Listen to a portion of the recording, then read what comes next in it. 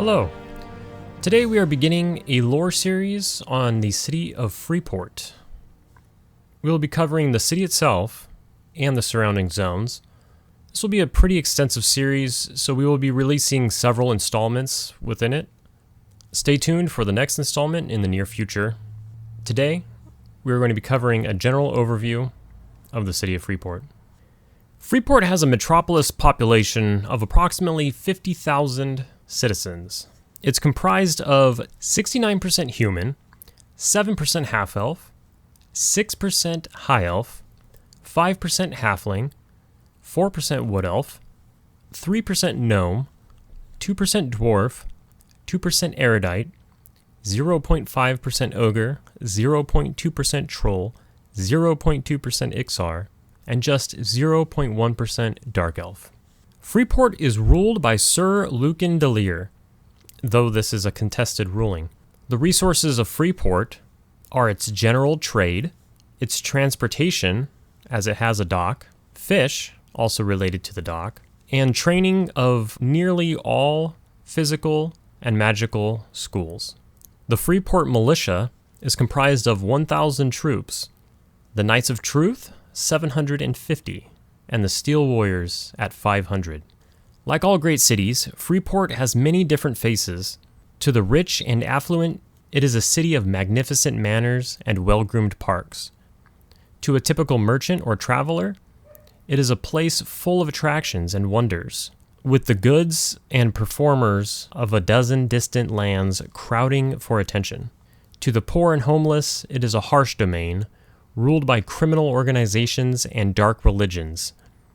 These aspects have grown further apart under the current political situation, with different sections of the city answering to different masters. In Freeport, social status often relates directly to altitude. The lowest areas of the city house the poor, the criminal, and the so-called unskilled. This least powerful population is concentrated near the shore and the docks, in the dilapidated buildings and dim backlit alleys of dockside. The areas near the main gates, level with the Freeport Plains, are home to the working class and craft folk. This is the heart of the city, with a wide range of businesses, warehouses, and homes. Further north and higher up are the lofty social reaches of the hill, the elite shops and expensive homes that are both physically and socially elevated. It's not impossible to improve one's lot in Freeport, and more than one wealthy hill merchant was born in a dockside flophouse. But the social strata are ties often stronger than family or guild. The life of a peddler in dockside Freeport bears little resemblance of that of a wealthy trader on the hill. Politics. Freeport is currently in the midst of a quiet civil war. The northern sections of Freeport, in the raised area known as the Hill, are ruled by priests of Mar and Knights of Truth. These two religious orders, dedicated to Erolicy and Mythenial Mar, respectively, used to control the entire city before losing much of their power in a crusade across the sea. Sir Lucan de Leer, once a member of their order, turned on them and laid claim to all of Freeport. His reach exceeds his grasp, however, and the walled hill was held by the religious orders. Although the orders used to leave the governing of day-to-day matters to the office and landowners, they now operate as a benevolent dictatorship, manning the gates into the hill and enforcing the laws as they see fit. Though many of the inhabitants of the hill are nervous at this authoritarian state of affairs, the widespread suffering visible in the rest of Freeport prevents them from complaining too loudly. The southwest of Freeport, generally referred to as the Gates and Market District, is under the rule of the Freeport Militia, a group of ruffians and cutthroats brought together by Sir Lucan. De Leer rules this area as virtual monarch, although he claims only the title of Protector of Freeport. There is no system in place to describe or restrain the power of Sir Lucan, and the real limit to their power is what they can achieve by force of arms. For now, the common people of Freeport are unwilling to oppose the militia as long as they keep the peace, and the other groups lack either the power or the willingness to confront them directly. There is no longer any codified set of laws a visitor can familiarize himself with to be safe in Freeport, with the militia arresting anyone they wish for nearly any reason at all. In general, the militia does deal with typical crimes such as murder, disturbing the peace, or theft, but only insofar as they must to maintain their control over the city. Once arrested, a suspect may be thrown into jail and left to rot, tried before a group of militia guardsmen, exiled, fined, although the line between a fine and extortion can be rather vague, or even simply beaten and released. The more political clout a suspect has, the more lenient he is treated, and most militia guards accept bribes or even promises of future bribes to let poorly connected victims off the hook. The far eastern borough of Freeport is often referred to as Dockside, and it represents the poorest quarter of the city. Beggars and homeless wanderers are fairly common here, crime is high, and the quality of life is generally lower than anywhere else in the city. Tanneries and fisheries create unpleasant smells that blanket Dockside, and in more than one place, there is an open access to the sewers. Though members of the Freeport militia freely patrol the more well-lit sections of Dockside, Sir Lucan is not really in charge here. The true power in Dockside is shared by either a thieves' guild, somewhat mockingly known as the Coalition of Tradefolk Underground, and the Church of the Dismal Rage. The Coalition of Tradefolk Underground, or sometimes just the Underground, takes the name from Freeport Merchants Guild, known as the Coalition of Tradefolk. Much as the Coalition of Tradefolk monitors and controls legal trade within the city, the Underground is the governing body of thieves, scoundrels, thugs, and petty criminals throughout Freeport. Because of recent alliances with the Freeport militia, the Coalition of Tradefolk Underground now also oversees the day-to-day needs to the people at Dockside. Its members do this in a very subtle way, with grungy flop houses sometimes provided for the poor, and back alley muggings of violent offenders passing for justice. The militia who patrol here are usually friends or relatives of the thieves, and thus know where they can ask questions and where they need to mind their own business. In turn, the Underground sees to it that most of the money that the militia claims in taxes from Dockside actually make it to Lucan, and limits its smuggling and other criminal activities so that it doesn't entirely drive away the legitimate commerce that is the lifeblood of Freeport. The Church of Dismal Rage is a somewhat different matter, for they don't really care if the citizens of Dockside are cared for or not. They are worshippers of Inaruk and care only about spreading his message of hate. The church controls the secret tunnels and operates sewerways of the city, holding absolute sway over the dark places under the city. Because many of those tunnels access the surface only in Dockside, the Dismal Rage and the Coalition have an understanding neither wants to see much attention paid to the illicit activities in Dockside, and neither wants to see the Knights of Truth return to making regular patrols to the area. The Dismal Rage is similarly connected to the militia, and its members provide Lucan with some arcane support in return for his turning a blind eye to their presence. These three groups don't truly cooperate, however, and they often work against one another in subtle ways. Despite its lack of power in the current political environment of the city, a Freeport City Council still exists, meeting periodically in the Freeport City Hall. To be a member of the City Council, an individual must have a resident in Freeport or one of its protectorates in the Common Lands or Freefield.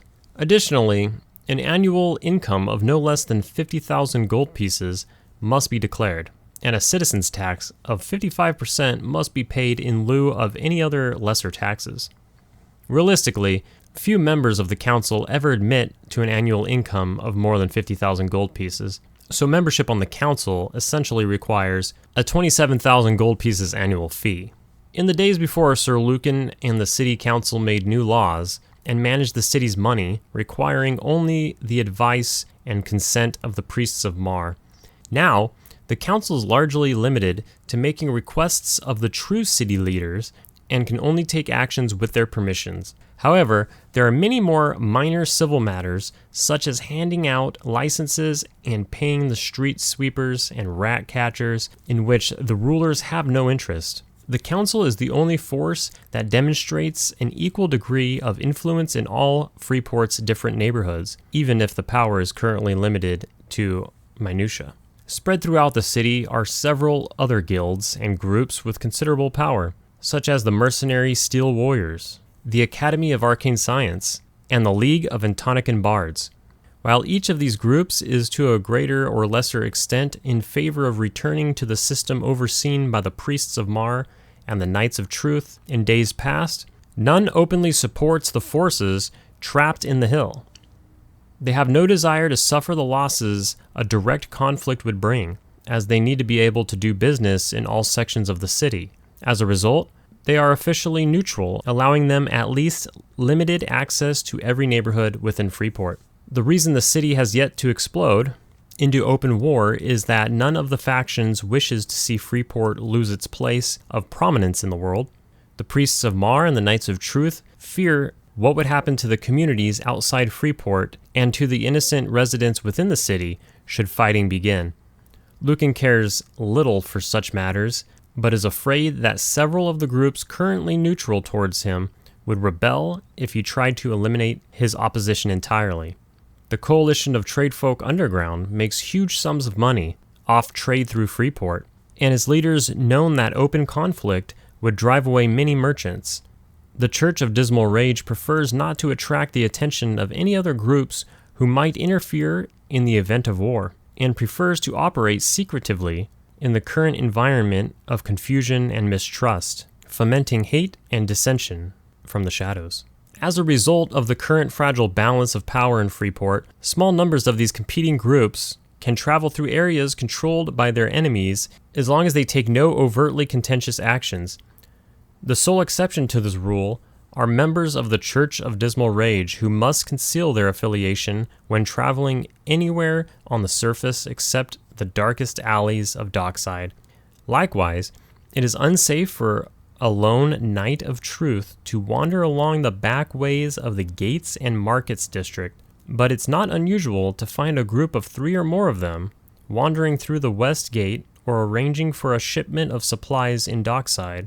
So far, any fighting that has occurred has been kept hidden from the general public, but the conflict may not remain so subtle for long.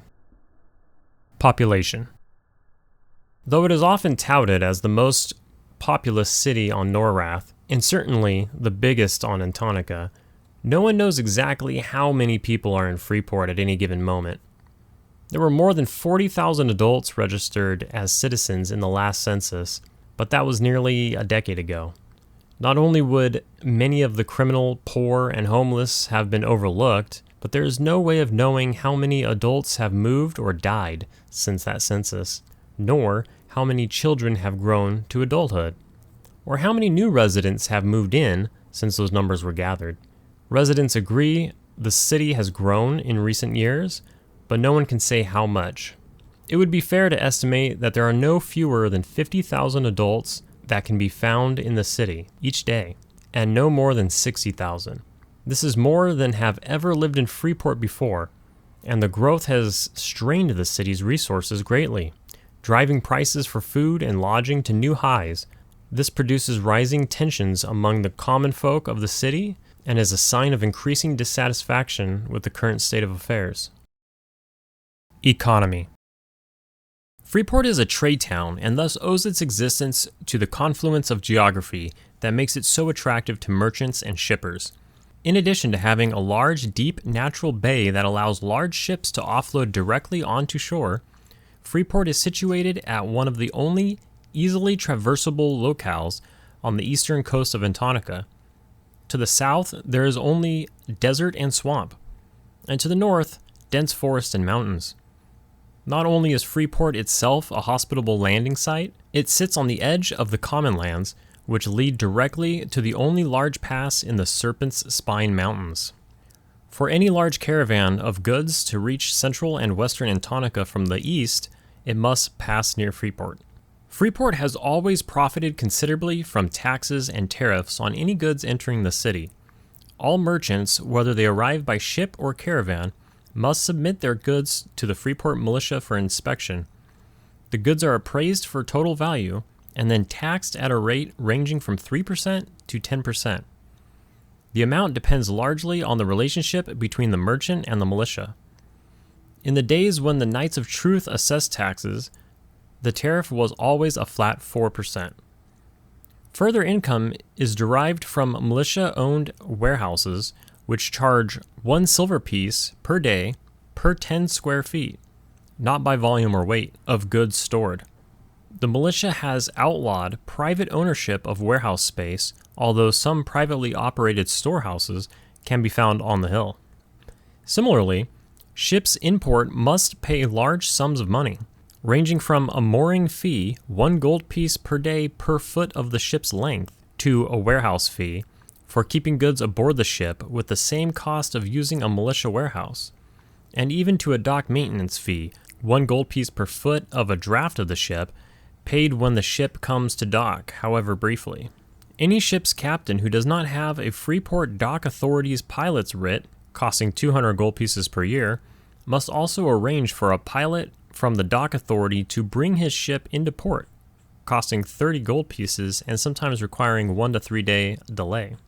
The only exception to these taxes are foodstuffs, which are taxed when leaving the city rather than entering. This is done to encourage shipments of food from far and wide to come to the Freeport markets. Freeport has a small fleet of fishing ships, but very little agriculture near the city proper. Most food comes from one of the nearby communities under Freeport's protection, such as, and in particular, Freefield and Fairfield. These towns are protected by militia patrols, and in return, ship half of all of their produce and livestock directly to the militia to support its troops. These towns also send caravans with additional food to Freeport for sale to inns, taverns, and guilds. If Freeport was ever cut off completely from its outside source of food, it would run out of food in no more than 30 days. Military and Navy. The greatest threat to Freeport has always been attack from the west. With no other friendly center within hundreds of miles, Freeport stands alone against hordes of Deathfist orcs, the potential armies of Narrator, and the raiding bands of ogres and trolls. Because of this, there are 3 major, well-organized military organizations within Freeport: the Steel Warriors, the Knights of Truth, and the Freeport Militia. While these groups do not generally work together, all would man the walls in the event that a serious foe should besiege the city, although disputes among these allies would most certainly occur. The Freeport Navy has never been as large a force as its dependence on the sea trade market suggests. The enclosed nature of the harbor discourages pirates from attempting a raid in the port, and in the presence of a large number of ground forces makes a raid on the city itself impractical. Piracy is common along the routes from Freeport to Fedor, but Freeport makes little effort to patrol the deep seas. The Elven and Dwarven captains from Fedor make a more concerted campaign against pirates, leaving Freeport's ships free to patrol the waters near the Antonican coast. In theory, Freeport claims all waters within sight of the coast, from as far north as the Nectulos Forest to as far south as the Inethul Swamp. In practice, however, the militia can only lay claim to a dozen or so fighting ships in any given time, with 6 more generally in dock for repairs or on merchant runs to Fedor. The militia does seize ships occasionally, but doesn't have enough experienced sailors to crew many more ships even if it had them. Generally, any extra ship is sold at auction, although a particularly fine vessel might be used to replace an older militia ship, which would then itself be sold. Sir Lucan wants to expand his navy, but seems unable to convince any more trained sailors to serve him. Though he could conscript crews, doing so in the current political environment would only invite mutiny and possibly even risk losing ships to the Knights of Truth. This situation limits the militia's ships' effective patrol range to no more than midway up the Nectulos Forest and no further south than the town of Caris. Any effort to control a larger section of coastline results in ships being so far from friendly forces that they are vulnerable to ambush from pirate fleets. Although Sir Lucan has declared his intention to make a massed attack on Farport more than once, he can't currently do it without leaving Freeport itself unpatrolled. Realistically, the ships of Freeport militia can do little more than catch smugglers trying to avoid paying docking fees when putting to shore near Freeport. The militia's ships are built for speed and can easily overtake merchant vessels and most smugglers' ships. They are no match for the large warships favored by dwarven warriors and some pirate groups, but they can likely outrun anything they cannot outfight. Additionally, when pirate battleships are spotted too close to Freeport, the militia has its ships patrol in squadrons of 3 or 4, allowing them to overpower even heavily armed warships. Alright, so I made a last-minute decision to cut the first entry into 2 parts. I want to keep these bite-sized because unlike Let's Play videos, these require a little more attention. Part 2 will drop in 1 to 2 days since it's already recorded. I've learned a lot making these first 2 parts of this several-part series, and I'm going to improve. From my voice sounding like I need to drink some water, to slowing down and smoothing things out to make it seem like not such an information overload. I should probably use a pop filter as well. In part 2, we're going to cover religion, geography, and different sectors within Freeport, and briefly touch on the immediate surrounding zones. See you in the next one.